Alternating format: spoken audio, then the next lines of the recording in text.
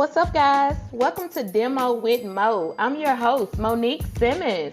We'll be discussing dating, engaged, and married objectives from a young Christian's perspective. Are you guys ready? Let's dive in. Hey, what's up, guys? Welcome to a new episode of Demo with Mo. I am your host, Monique Simmons. And today we are going to be kicking off a new episode, and we're going to be playing back one of my Let's Talk discussions from our podcast relationship community. You guys know that group that I always refer back to and tell you guys to come join us. Yeah, that community. So if you have not joined us already, I encourage you to stop what you're doing right now. Yeah, go ahead and pause this episode right now. Head on over to Facebook, search Dating, Engaged, and Married Objectives, and join us right now. But today, we are going to be playing back one of those discussions. So let me, if you don't know already, give you a little background on what Let's Talk is. So Let's Talk is a conversation where this relationship community, my family, my people, I love them over there.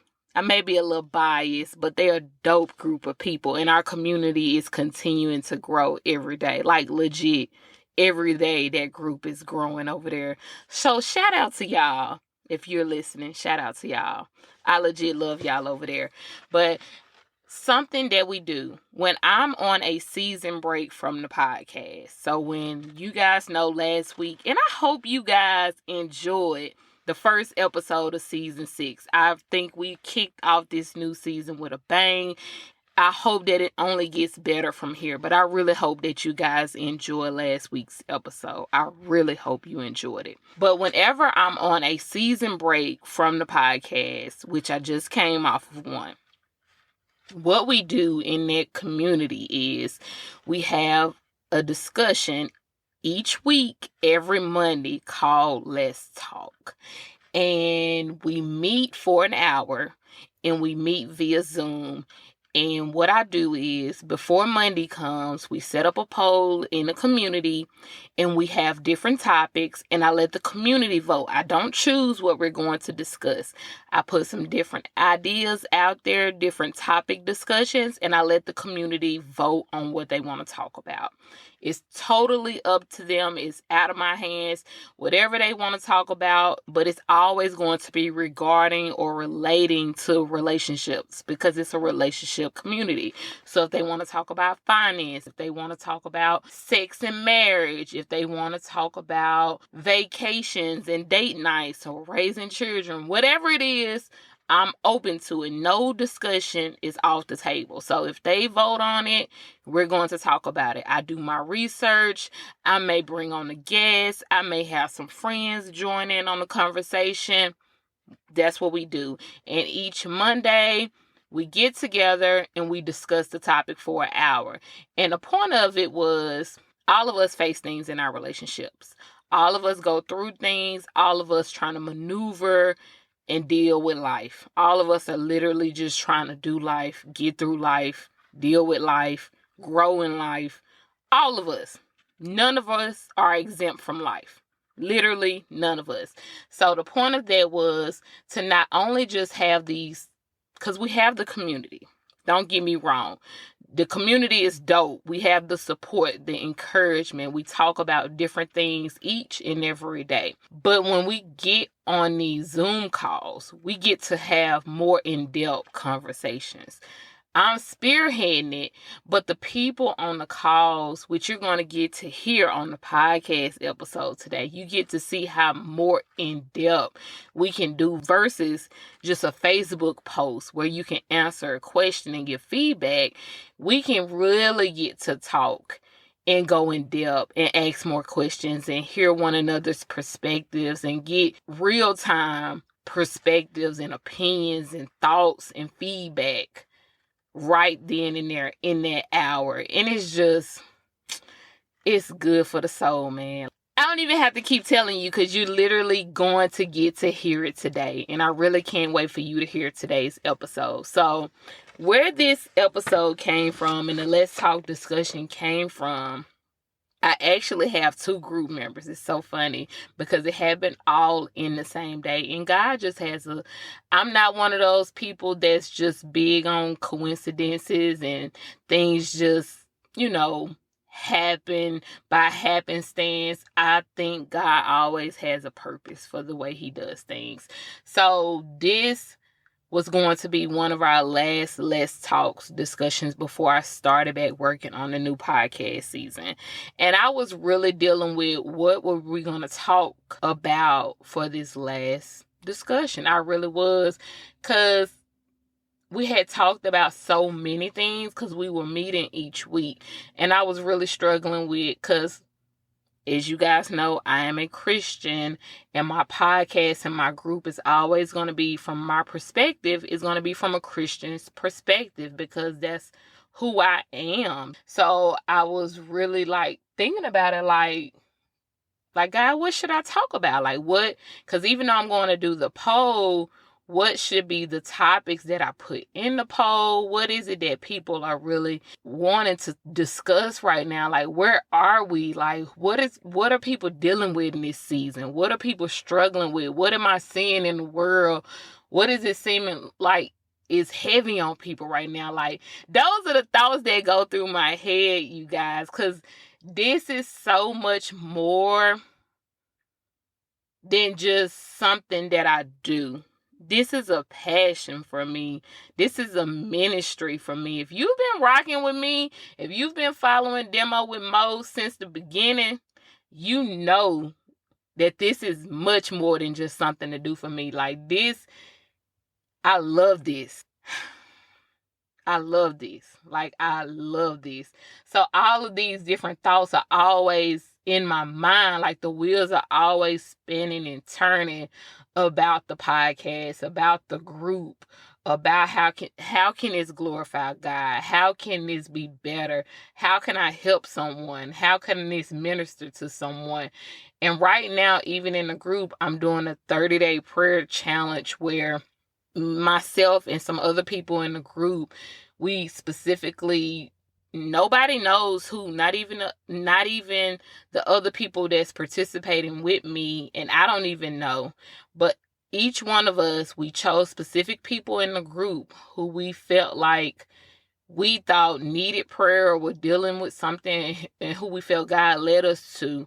And we chose them to pray for them every day over the next 30 days. And I have a list of people who I've been specifically praying for. And we've been going almost 3 weeks now. But this is what this is for me. This is not just something to do. This is ministry work for me. This is a passion. Yeah. Okay. So I digress. But that morning, one of the young ladies in the group, she shared something on her personal page about the topic that we're going to be discussing today. And man, it was so good. I reached out to her and I was like, if you don't mind, can you share this in the group? And I'm talking about not even an hour later, another person in the group, another young lady that's in the group, she shared it in the group. And this wasn't even the same person that I reached out to. And I'm like, this is exactly what we need to discuss on Let's Talk. So I was like, I don't ever do this. I'm always going to use a poll and let you guys decide what we're going to talk about. But this day, I'm going to make an executive decision because I really feel like this is what I'm being led to that we need to discuss. And y'all, we had the Let's Talk discussion, and it was amazing. The conversation, the feedback, because what I do is we have the conversation on Zoom, and everybody is not always able to make it, which, we're dealing with life. Our schedules are all different. Some of us are raising children. Some of us are working. Some of us are just not able to make it on the call. And some of us are not comfortable getting on a call with other people, which is totally understandable. So what I do is I record the Zoom calls and I post it in the group once we're done. So people are able to go back and watch at their convenience, but it's only for the group.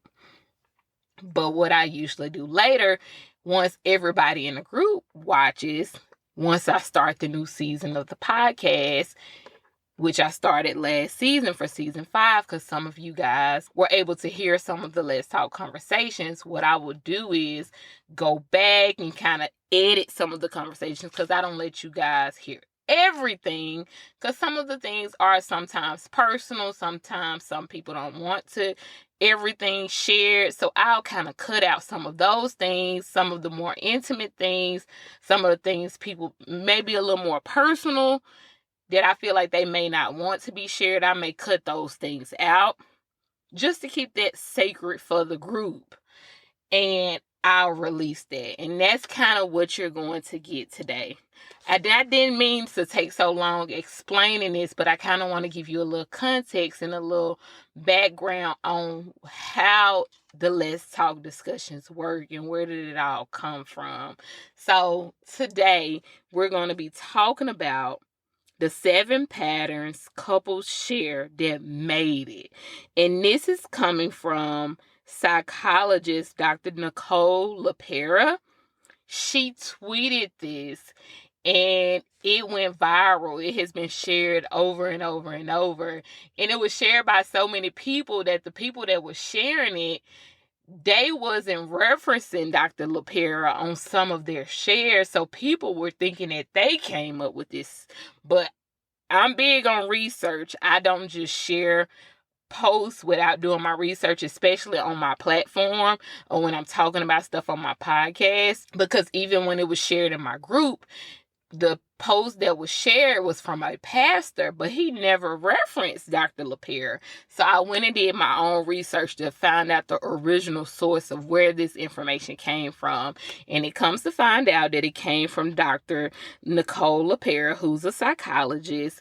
And I will make sure to reference her and put links so you guys can see her actual tweets. And she's written a lot of books and her website, but I'll make sure to link all of her information in the show notes so you guys can find her as well, because this is some great information and something that I think will really help your relationship and your marriages. And this information was on point. I'm talking about it was on point. It was just chef's kisses, y'all. It was so good. It was so good. You guys, when you get into the episode, you're going to hear my excitement. You can probably hear my smile. I don't even know how you can hear a smile, but you can hear my smile. But y'all, remember to follow me on Instagram at Demo with Mo Podcast, on Facebook and TikTok at Demo with Mo. Remember to rate and review wherever you listen to podcasts. And without further ado, let's jump into today's episode. Okay, hello everyone. We're going to go ahead and get started. As you guys know, we do these Let's Talk discussions while I'm on break from the podcast, and we're getting ready to start season 6 of the podcast in the next couple of weeks. So this will be our last Let's Talk discussion until I go back on break from the podcast. Tonight's discussion was basically inspired by a post that Ashley posted in our podcast group earlier this week. And it's crazy because that same day that she posted it in the group, another group member shared it on her personal page. And I had reached out to her because I wanted her to share it in the group. And before she even shared it in the group, Ashley shared it in the group. So I'm like, oh yes, this has to be something that we talk about on our last Let's Talk discussion. Because what I usually do, I put up a poll for different topic discussions and I let the group members kind of vote on things that they want to talk about for our Let's Talk. Because when we do these conversations, I don't want it to be necessarily something that I want to discuss, but I want it to be something that you guys are interested in, because I want to talk about things that you guys want to talk about. That always is my focus, especially with the podcast group. That's my focus, because I want to keep you guys engaged and keep discussing things that you guys are interested in talking about. But when I saw this, I was like, oh yeah, we got to talk about this. This going to be one of those things that has to be talked about because it's so relevant. And not only for people in relationships, but people that are dating, who are even single and looking to get into relationships, because even if you're not in a relationship, you're going to want to know the things that you need to be focused on or thinking about or curious about once you get into a relationship. So the things that we're going to be talking about tonight are the 7 patterns that couples share that made it. And made it in parentheses because nobody necessarily makes it. I don't want you to think that there is any perfect couple because they're not. But this is coming from psychologist Dr. Nicole LaPera. She made these tweets on Twitter, and it's been shared by multiple different people because the post that Ashley made in the podcast group was from a pastor. So different people have shared what Dr. Nicole LaPera tweeted about. So that's how popular this is and how important I think this really needs to be talked about and discussed. That's why I'm really, those of you who may be watching this later, if you're not on this call tonight or not seeing it right now, like I am cheesing, like my lips and my face hurt because I'm smiling so hard. But that's how excited I am about having this discussion on today because it's good, y'all. It's really good. And what this psychologist was sharing, I think, is so important because she's sharing the 7 common things that these couples that she talked to, 7 common things that all these couples shared of how they made it in their relationship, what kept them together, what kept them having a thriving relationship, why didn't they divorce, why didn't their relationship end, what kept them going, what kept them happy and thriving and together and surviving in their relationship. Because we know that so many relationships end, so many relationships end in divorce, so many people walk away, so many people give up. But these people that she talked to that made it, that their relationship survived, and not only survived, not only stayed together, but they actually enjoyed their relationship. They were actually happy together. What was it about these couples? What was it about these relationships? What did they have in common? What did they share? What was their commonality in these different relationships and marriages? That was their common thread that held them together. So that's what we're gonna be talking about tonight. So we're going to jump right into it. So this first one is they were friends. And she says they genuinely enjoyed spending time with each other. They were excited to come home to each other and catch up after a long day. They liked doing little things together. Friendship was the basis of their relationship. Okay, so that's the first one that Dr. LaPera said. They were friends. I would love to hear what y'all think about that first point. How important do you think friendship is in a relationship or marriage? I think it's very important, and that is a major one to start off with because, like, I just feel like this. If you have to have that friendship connection before you have everything else, and I don't know. To me, just knowing that my spouse or my partner is my best friend, I just love that. I just love knowing the fact that this is the person who I can confide in, I can talk to, about anything, about everything. And who better than the person who you have to share space with? So friendship is, I don't know, that's crazy that that's the first one that's popped up because that's something that I've been thinking about for a while now. Like friendship is big, huge when it comes to a marriage. So yeah, I agree with that. And I like that already. Number one is on point. Oh yeah. So good. Thank you, Rashad. Did anybody else want to jump in on that one? How do you feel about that one? That first point? I do agree, and especially with that being the first point of it, I think if you're friends first, you kind of get to know that person outside of like attraction. Like you may be attracted to them, but it's more than just that. Like you get to spend time together without that that needed basis of, we got to build this connection because we want to grow old together kind of thing. You get to relax a little bit. And so, you let your guard down and you get to know that person much better. And then it forms into a relationship where you get married and such. Yes, I love it. Thank you, Jasmine. Ash, did you have any thoughts on that? I agree with both of them, that it is definitely important to be friends. Like me and my husband, we dated a very short amount of time, but one thing that we always did was like enjoyed each other's company. Like we would talk on the phone for hours about random stuff, and every time we would be around each other, we were enjoying each other's company, and we like, even now I can say we like being around each other. Like when we move the stuff, that all the distractions out of the way, at the end of the day, like we are really great friends, and like that is something that's very important to me. Yeah, yeah, it's dope. And I agree 100%. Those who know, and for those who will be listening to this later and know my husband and I's history, we were friends even before we got into a relationship.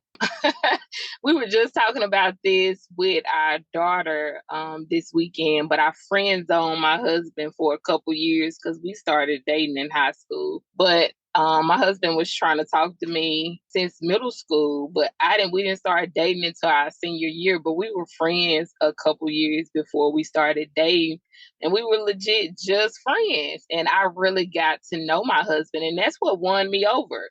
Really just getting to know him as a person. And we were legit just friends. And that friendship has been the basis of our marriage. Our friendship has sustained us in some of the hardest seasons of our marriage, in the moments of times where I necessarily did not enjoy or was not happy about some of the things that we were going through in our marriage. I liked him as a person, as a human being. He was my best friend. So that has sustained us in a lot of different and hard seasons in our marriage. So I 100% agree with being friends. I really do. And there are a lot of people who are in relationships and marriages and they don't like the person that they're with because they are not friends. They don't enjoy them. And it shows.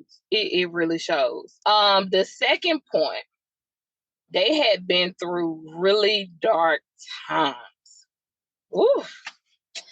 They had all been through really difficult periods where they were at a crossroads and even had second thoughts. Mm. But they chose to stay together and work through it. This established trust. What y'all think about this one? And while you guys are thinking about your answer, I think a lot of couples shy away from this one. They don't necessarily want to go through dark times or hard times. Or if they do, they don't want anybody else to know that they are going through dark or hard times. What do y'all think about this? That she's saying the ones that last, that have good marriages that last and they make it, have went through really dark times together. I think that is interesting that the last part says that those times built trust because Mhm. um I don't think it did that for me. I think that I'm a person that in relationships in general, like I'm coming in 100. Like I'm giving you the 100% trust, I'm giving you the 100% loyalty, I'm giving you the 100% everything. And so for me when things happen, it's like the grade goes down. Like you're not at 100 no more. And so for me going through stuff, I wouldn't say that it necessarily built trust for me. I would say that it actually caused trust issues that, you know, even in good places, I still have to work through and remind myself, like, that was then, this is not now. Like, so I find that very interesting, hearing that dark times build trust for people, because it definitely did not do that for me. Okay, I like that perspective. And I let me ask you this. Why do you think it did the opposite for you?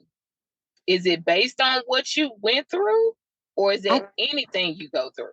I think that I think that it is, like I said, I come in 100% with anything, like marriage, relation, friendships, all of it. So it's like I'm already at the 100. So when things start to happen, not necessarily just in marriage, but that's what we're talking about.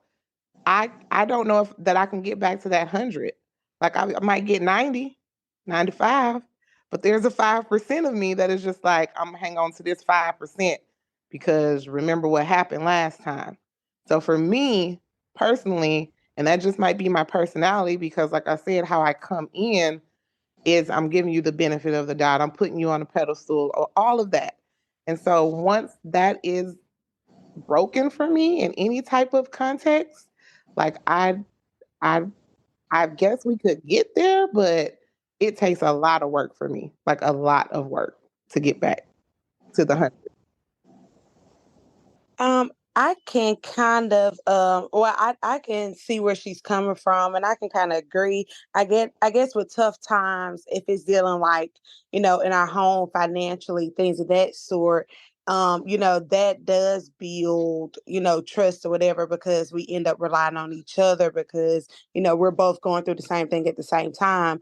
But when it comes as far as like within our marriage and there's a tough time or something comes up, I'm with her like, oh, I come in fully 100, and then when something happens, it's kind of like, that trust is kind of broken, and so it's harder to get back to that 100. And it could be just far as me not knowing how to get back to that place. But I totally get, her stance on that. But it's not the fact that I don't want to get back to the 100. It's probably just not knowing exactly how, because I'm proceeding with caution. That's it. It's like that, like, oh, I'm just bracing myself, like, oh, I don't want to, like, even if I feel myself getting back, it's like, girl, wait a minute. Like, you really about to just, get back into this thing like this, and it's like I think I self-sabotage sometimes in that, because I'm afraid that you're gonna let me down again. I'm afraid that I'm gonna get hurt, or you're gonna lie, or whatever's gonna, all of those things. So it's like a more of a fear, I guess it would be, and we know that's not of God, but it is definitely something I struggle with. Once trust is broken for me, it's a struggle. Yeah. Got you. Okay, I got you. Rashad, what you think about that? This second point. I agree with what both Ash and Jasmine have said. And I kind of 50-50. I think it kind of depends on the situation, because I've been there personally. I've been in those situations where like she said, I'm 95%, okay with it, or get past it or whatever. But I do think that what they're saying with that it makes a relationship stronger is when you go through those things, going through hard times and rough times. Sometimes it makes you, it opens up that trust to me in some ways. But it makes things stronger in a way, and it makes you know that this other person, I don't have to go through this alone. I can get through this with somebody else. I have a spouse who I can get through this with. So to me, in a way, the way you look at it, it can make your relationship stronger. Yeah. Yes, yes, yes. And I agree with that too, Rashad. Like, I'm not saying that I don't agree that getting through the hard times like doesn't strengthen you or can't develop you or help you grow. I just, like, what stood out to me was just that last part about, like, it like literally talked about trust. So, but I do believe that, because as we've already said, there's no perfect marriage. My husband and I have been through things, And I just look back at like what helps me is looking back where we came from and seeing where we are now. Like even in just communicating, because it doesn't always have to be something so serious. It could just be maybe you didn't talk to me the way that I expected that you would talk to me, or you didn't handle me the way that I thought you would handle me in a situation. And so I do believe once if you can get through those things and past those moments and there's really an effort and a change, then it definitely can strengthen the relationship. Amen. And I agree with this second point.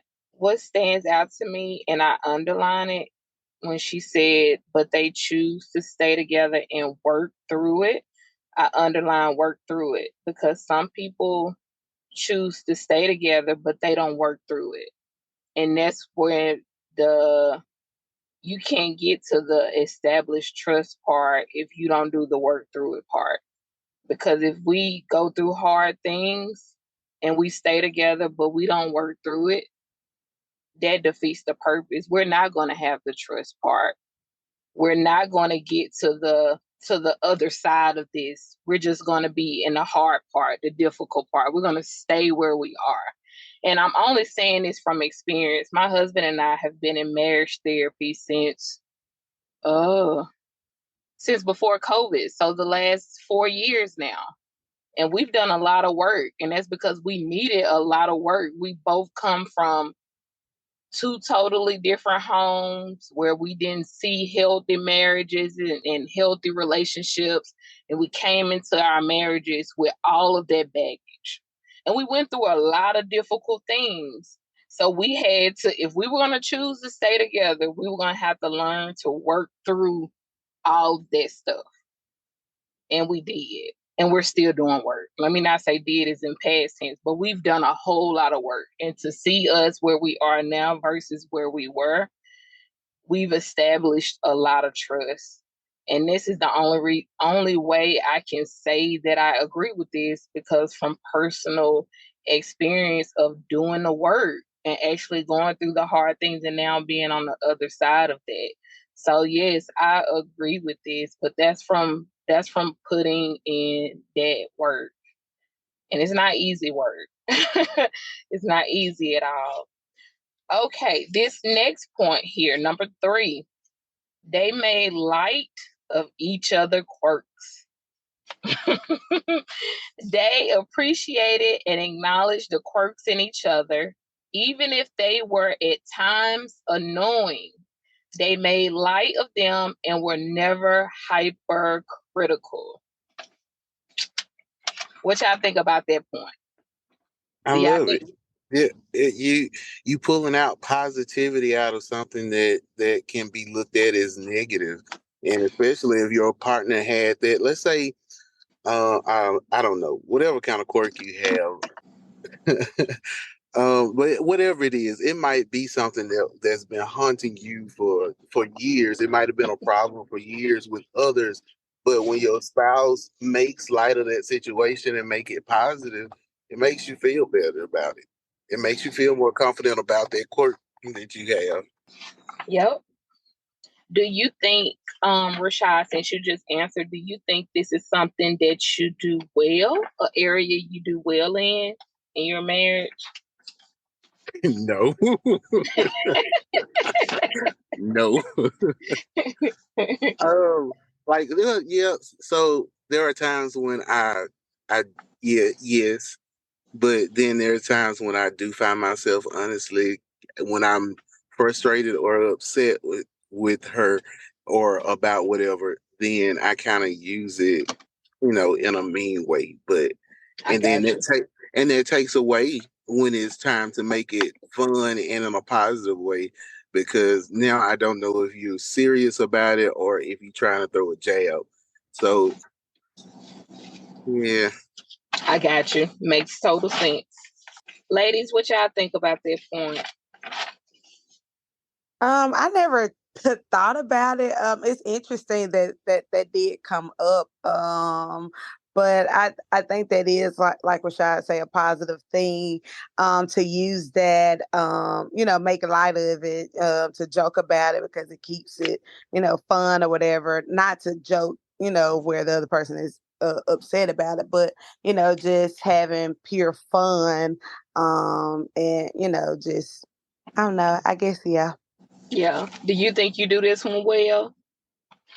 No. Well, I don't think I ever just really paid attention to it, and I guess that's where I'm kind of like, but yeah, I haven't paid attention to it, so I don't think that I do it, especially to do it well. But that's something to kind of look into and move forward with. Got you.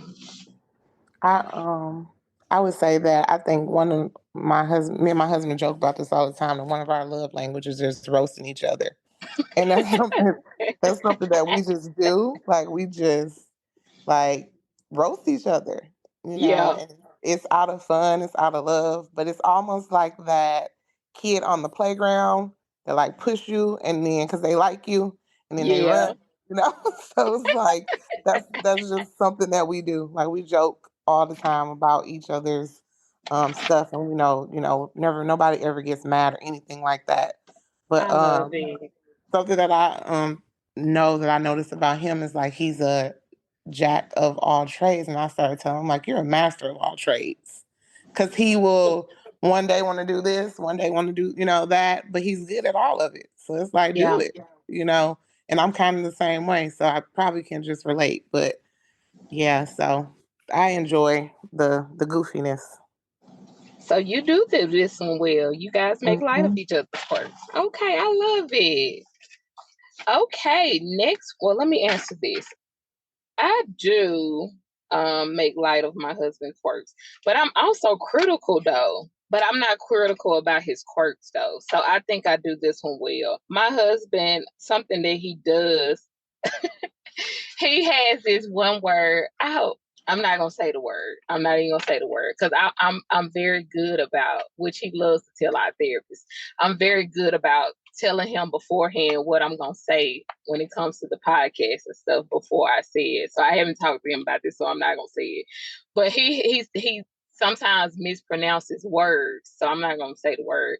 But he has this one specific word that he always mispronounces, and me and our 12-year-old, we always crack jokes on him about it. It's like an inside joke type of thing.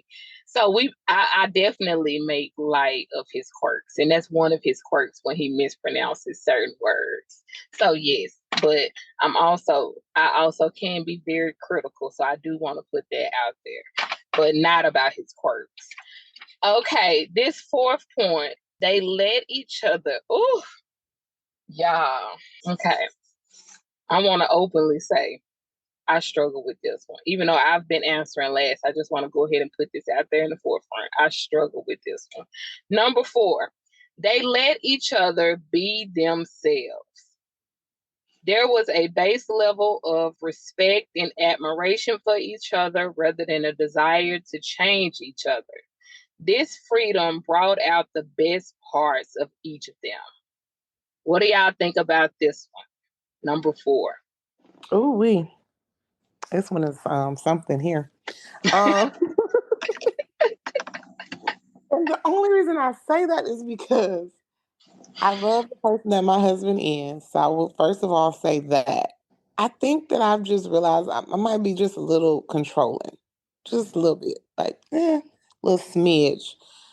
Because it's like, you know how you just see greatness in someone?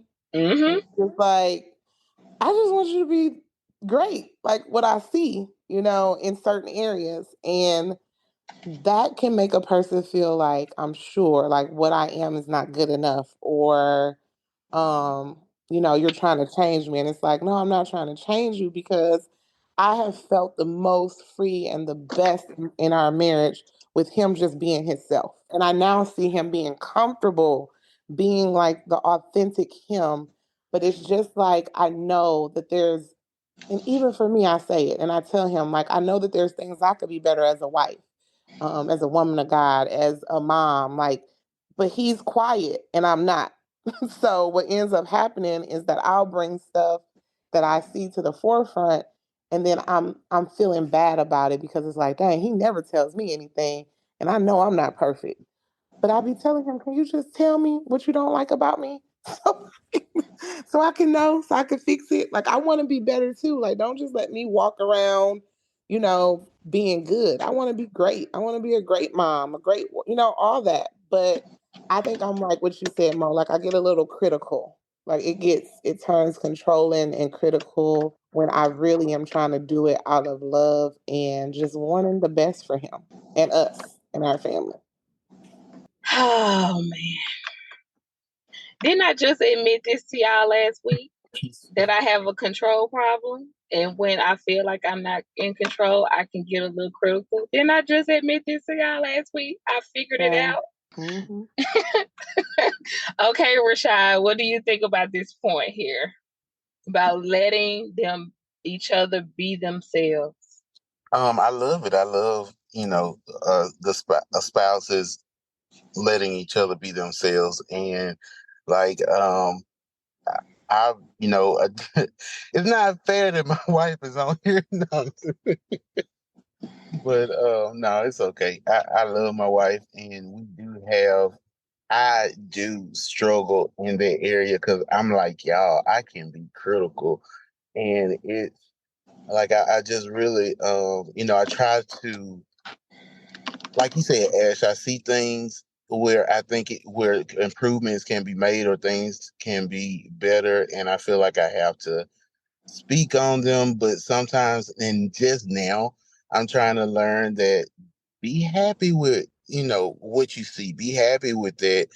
Um, and that's something that I'm working on. But just a few months ago, it made me feel so better to release something to her that where I could be myself. Like this situation, I held back from her in our marriage for a long time, but to release that, oh my gosh, it like she was able to see me and Mm, comfortable in me, and that made me feel better. So I love that. That goes back to like friendships, just knowing each other, and yeah. So that's my intake on it. Beautiful. That's so beautiful. man, man. And y'all, what's crazy is, and Jasmine, I'm coming to you next. So, what's crazy is, and I just want to apologize on behalf of all of us critical people. I just want to apologize to all y'all that's married and in Thank you, relationships Mo. with us. Thank you. I want to apologize because my therapist had to tell my husband this. Our hearts are in the right place. Like we legit are, our motives are in the right place. Well, most of us, because some of us are just right. Some people that are critical, heart's not in the right place. So let me not say that for everybody. But the people that's on this call, I know our hearts are in the right place, and our motive is love. We love our spouses and we love our partners, and our hearts are legit in the right place. And I could not imagine not being able to feel like I could not be myself.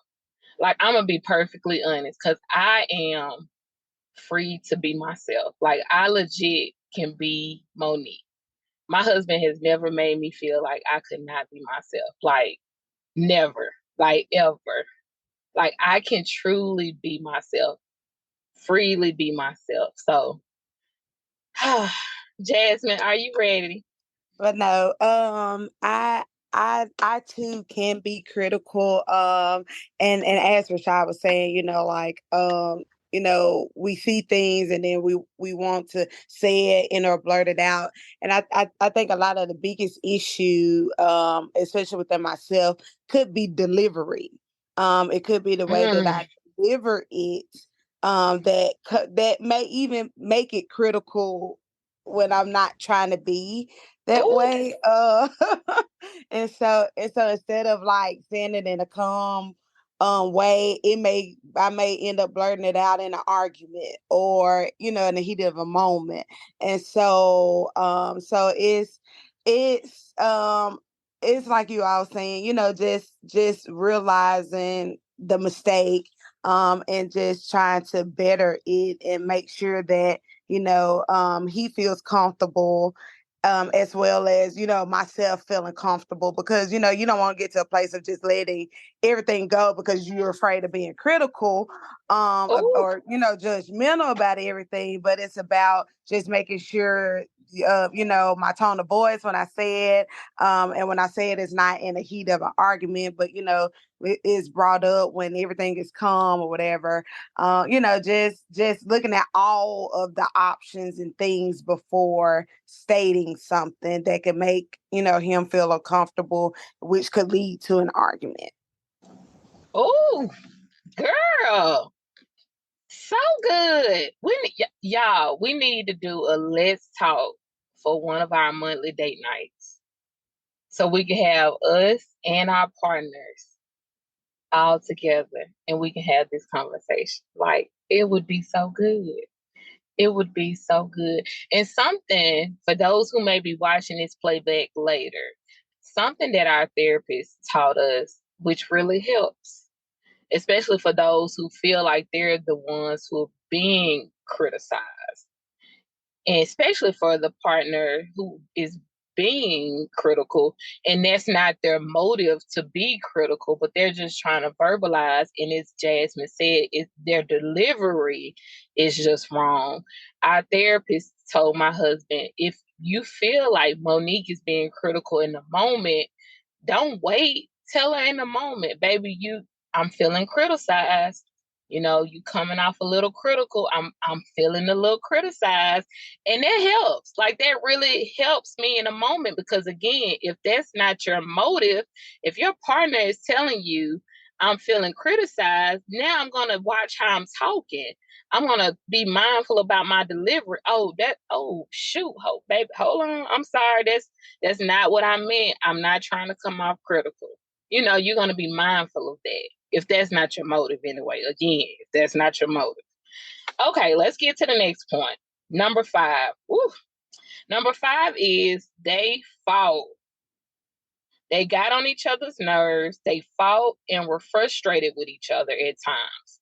But they knew how to navigate conflict, bounce back, and move forward. Y'all, I thought this one was good. And I put in parentheses, this is repair. A lot of couples need to have this one, because it wasn't so much about the fight, because we know fighting in relationships, that's inevitable. We're going to disagree, we're going to argue, we're going to fight. That's just, we're two imperfect people doing life together. We know we're going to have that. But the important part, the piece that we need, the piece that can't be missing, is the repair part, the coming back and how we're going to fix this once we have the fight. What y'all think about this point? I do agree that after the fight, because like you said, you're going to have those disagreements and arguments, knowing how to come back to the situation after both parties have come down to figure out how to fix it.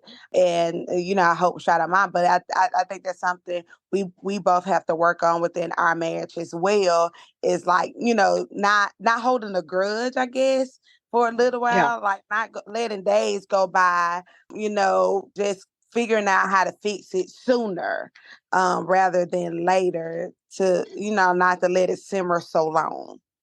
Yeah, that's good. And a lot of people struggle with that. My husband and I, we struggle with that ourselves. I don't know if you guys ever heard of the 4 horsemen, but they said that's 4 of the ways you can tell if someone is going to divorce.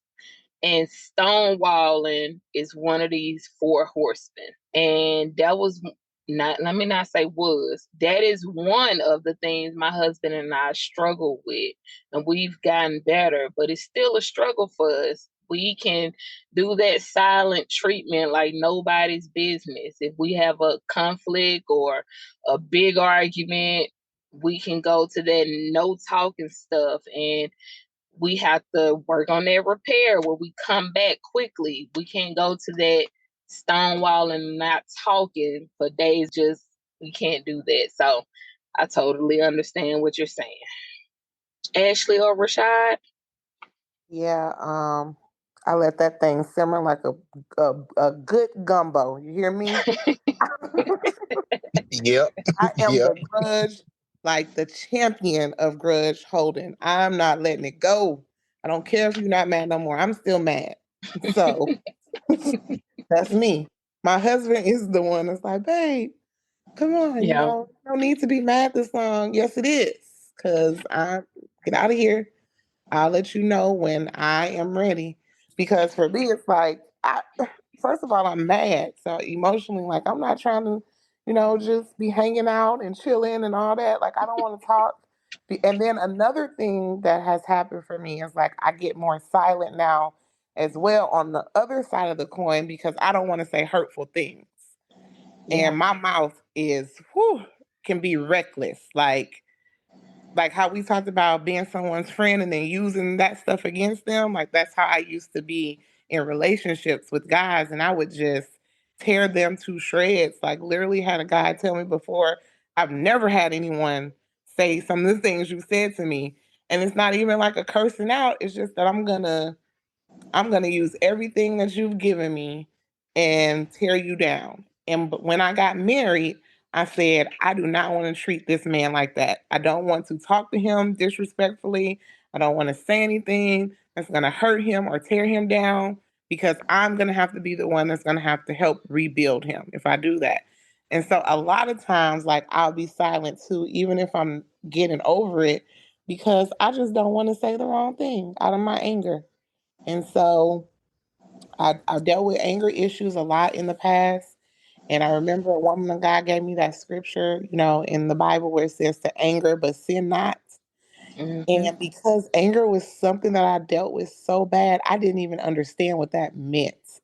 Like until I really dealt with the root of like, why was I so angry? Why did I feel that I couldn't stop before, reacting out of anger or saying something out of anger. And so I will say I've gotten better with my mouth and just being quiet, but I'm still working on the grudge holding because I just let it simmer. Got you. Yep, that's me too. I'm like Ash. I will, I hold on to a grudge, and I must admit, like one thing I heard you say, Ash, is that you experience all of that before in relationships, and then you knew that you didn't want to bring that into your marriage. I think that's awesome, and I think that's what we need a lot is to realize a lot, realize a lot of stuff fixing ourselves or working on ourselves, not necessarily fixing ourselves, but working on ourselves prior to getting married. Because I wish that I had gone through something or experienced that to where I knew that I needed to work on that, because I honestly did bring that into my marriage where I was like I tore my wife down when we would have arguments, because that was just, I wanted you to know that I was hurt. I was mad about it. And but I did notice that, I hate that I noticed that within our marriage, but that is something that I, like Ash said, that I know that I've worked on and I'm much better at now, because it kills me to know that I'm the one who could be the cause of my spouse being hurt. Yeah. Okay. The next point, number 6. This is a great one. They had difficult conversations. They communicated regularly. Regularly, I cannot even say this word. They communicated regularly and were open to each other's perspectives. They didn't cope by avoiding or denying. Emotional regulation was present, so conversations rarely became explosions. Okay, I put in parentheses here. This sounds like emotional intelligence. How many of you saw this modeled growing up? So before you talk about what this point, how you feel about this point, I want to know the answer to this. How many of you saw this model growing up? Because if you're able to just come into a relationship doing this, you had to have seen this model growing up, or you did a lot of self-work in your adulthood, because nobody just knows how to do this. You don't just come into this world knowing how to do what she just said in this point. Because this is emotional intelligence. You don't just come into the world knowing how to do this. Emotional regulation, not avoiding or denying, communicating regularly, opening up to each other, being open to your partner's perspectives. Did you guys see this modeled in your homes growing up? Not at all. Nope. Nope. Ashley, Jasmine? No, not no. No. Ashley, what about you? No, I didn't. Sorry. Okay, and I didn't either. So that answered my first question. So now that none of us saw this being modeled growing up, we grow up into adult, we get into relationships, unless because a lot of now because therapy and mental health awareness and self-awareness and all of these things are being talked about and being pushed now. We're being made aware of this stuff now in 2023. It's being talked about more now. But growing up, we never were, especially in the Black and brown community, we didn't talk about this stuff. Therapy. Who was going to therapy? You know, what? So a lot of us didn't hear about that or didn't know anything about that. So a lot of us didn't go into our relationships doing all this self-work. So if we didn't see this modeled in our homes and we didn't do that work before we got into our relationships, how would we know how to do this stuff that she's talking about in this point? Where would we learn this? We would pretty much learn it, I guess, through experience. Just in my thoughts, because you would basically have this issue with anybody you have a relationship with, friendship, you know, physical relationships. You would have that issue of not being able to talk and have a conversation or whatever, to get back, a regular conversation, where there won't be big blow up. So I think it does come from experience when you have not seen it modeled in front of you. Maybe you would end up being in a relationship with somebody who may have experienced that. Got you. Okay. So what do you guys think about this point? How do you guys feel about this point? I feel like it's great. I just think that that it takes a lot of work to get there. It takes a lot of self evaluation, but I think that like these are some awesome points. But yeah, I feel like you're gonna have to look at yourself in the mirror a lot and be okay with hearing something that you don't want to hear. You might feel uncomfortable about certain situations, but I think it's important to have those uncomfortable conversations and to get through it. It's helpful. But you just gotta put yourself in a place to where you're willing and accepting to hear it, no matter how bad you think it might be. Ooh, that was good, Rashad. I actually agree with this point 100%. But I agree with you, Rashad. This would be one of those things. It's gonna be hard. It's gonna be hard. It's gonna be one of those things where you're gonna have to be self-aware. You're gonna have to be willing to do the work. And this work right here, this ain't easy work. And I feel like this is probably why I don't want to speak for Dr. LaPera, but I feel like this is probably why she put this point closer to the end, because this is going to take a lot of work. And I'm speaking from experience, because this is the work I have been doing for the past almost year now. This work right here. And this has been some of the hardest The hardest things that I've had to do in my life, legit, no lie. I'm not even finna sit up here and try to sugarcoat it and act like it was easy. It's been hard with my family. It's been hard in my marriage. It's been hard doing the self work with myself. It's just been hard all around. It's been worth it. I'll tell you that. But it's been hard because you literally have to look in the mirror and be honest with yourself. You have to be honest with the people in your life. You have to you have to be honest. As Rashad already said, you have to be self-aware and you have to be willing to hear some things about yourself that you may not necessarily want to hear. And you're going to have to make some changes and do some things and get out of some surroundings and maybe change some relationships that you don't want to change and do things differently.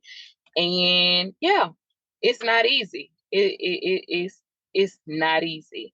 And difficult conversations are just that. Literally, the word is right there. They're difficult. You're gonna have to talk about some things you don't necessarily want to talk about. Say some things you don't necessarily want to say. And some people not gonna want to hear it. And some things you not gonna want to say. So yeah. Okay. Last point. Number 7.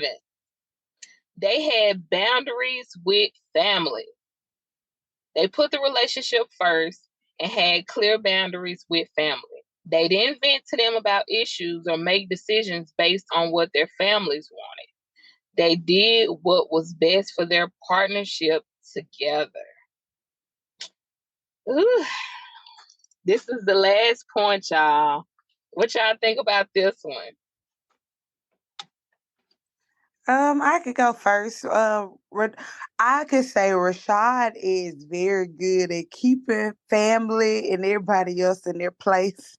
He doesn't mind telling them, no, and we don't need their assistance, those kind of things. But I totally agree that family and or friends, everybody has their place.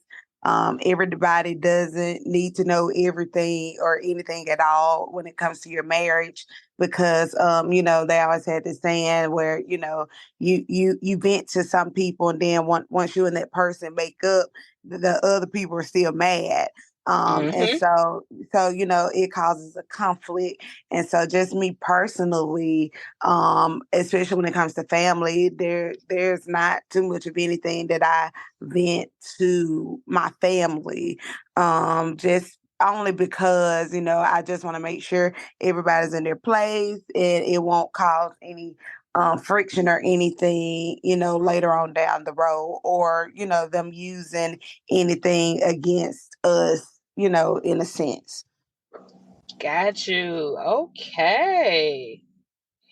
Yep, she pretty much said everything that I agree. What she said. I'm definitely like that. I don't, and that rolls over into my personal life too, because I don't care, especially at my age now, I don't care what you have to say or what your opinion is not going to shape me. It's not going to change me. Now, I can look at your opinion. I value people's opinions.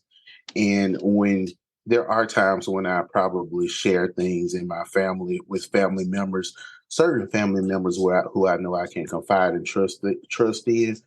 But it's not like I'm sharing everything. It's just things where I know that this married person probably have gone through that, and I might need their advice because I don't like, a lot of times I need some advice.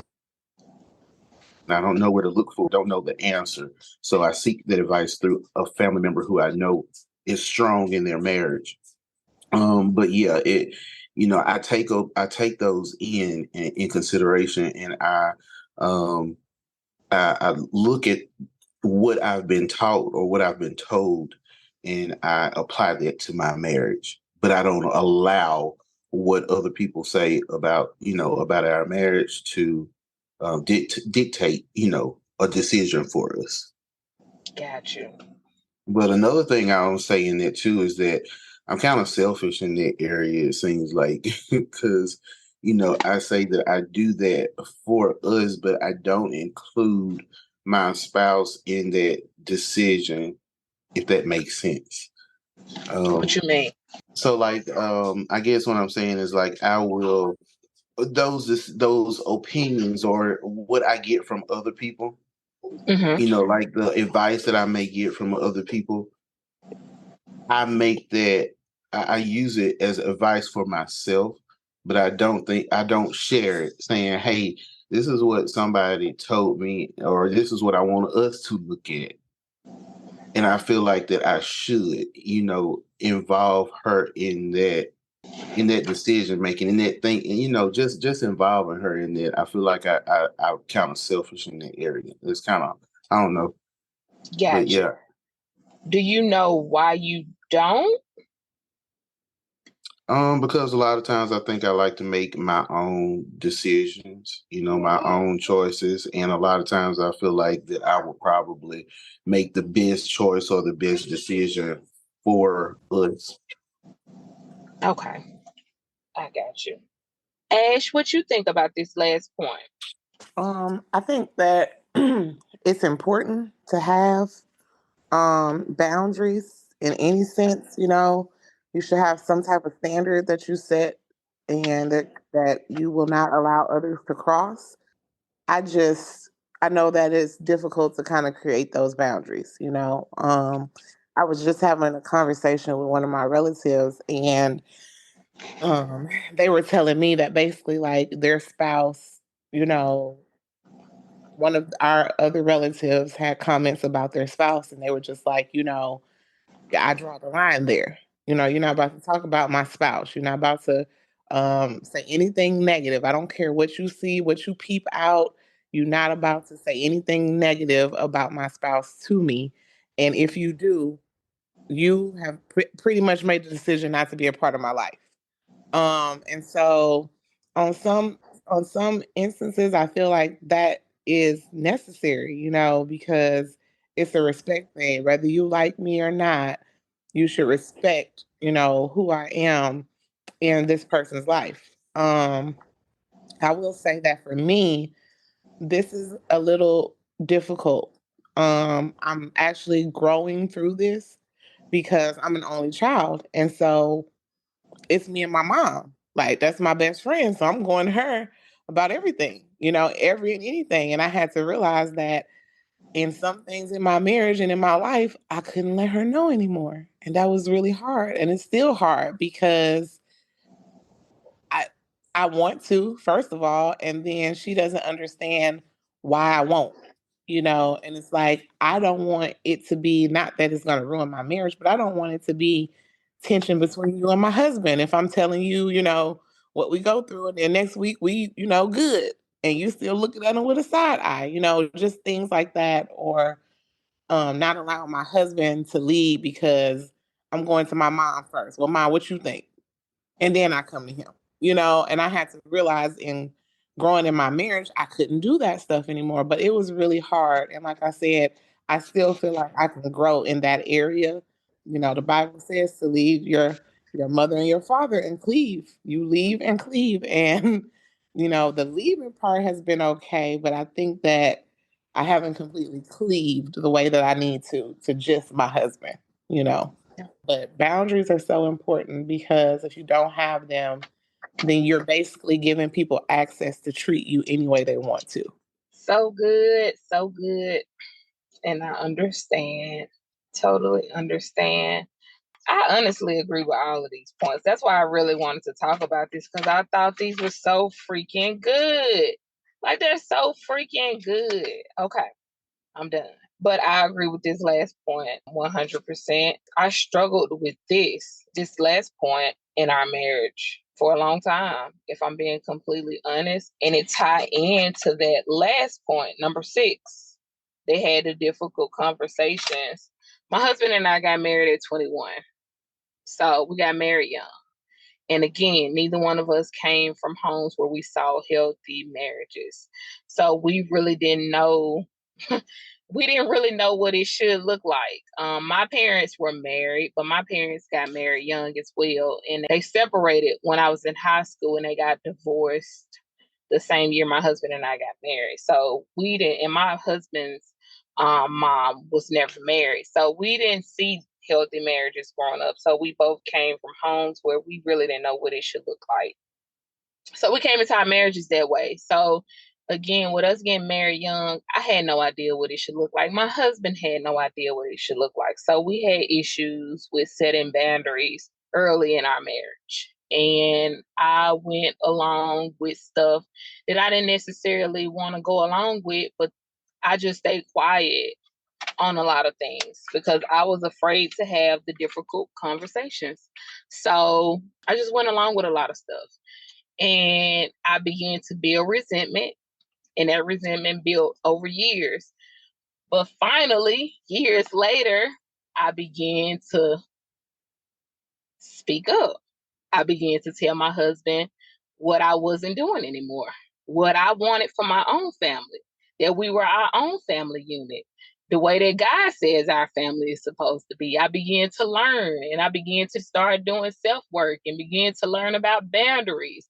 And we started therapy, and our therapist began to start teaching us things, and we began to learn how we should be doing things. And it's okay to not do what other people want you to do. And it's okay to say no. And it's okay to set traditions with your own family. And you are not joining someone else's family, but you're starting your own family. And I began to learn all of these things and began to implement these things. And don't you know, all that resentment went away, and I began to enjoy my family, even my extended family, and the holidays again and birthdays again. And I began to say no, and I didn't go to things that I didn't want to go to, and show up when I want to show up and leave when I want to leave and do what I wanted to do.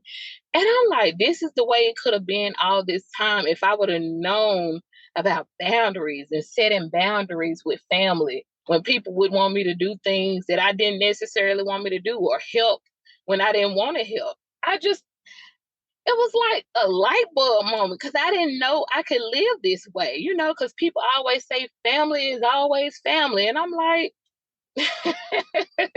yeah, so I agree 100% with this point. They had boundaries with their family. So these are the 7 patterns that couples share who made it. And this is from psychologist Dr. Nicole LaPera.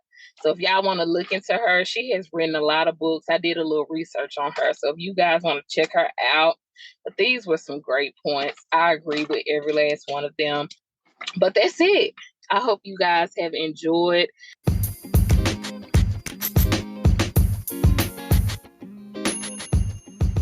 I hope you guys have enjoyed. Follow me on Facebook at Demo with Mo. If you have any questions you would like answered here live on my podcast, email them to me at demowithmo@gmail.com. That's DEMOWITHMO@gmail.com.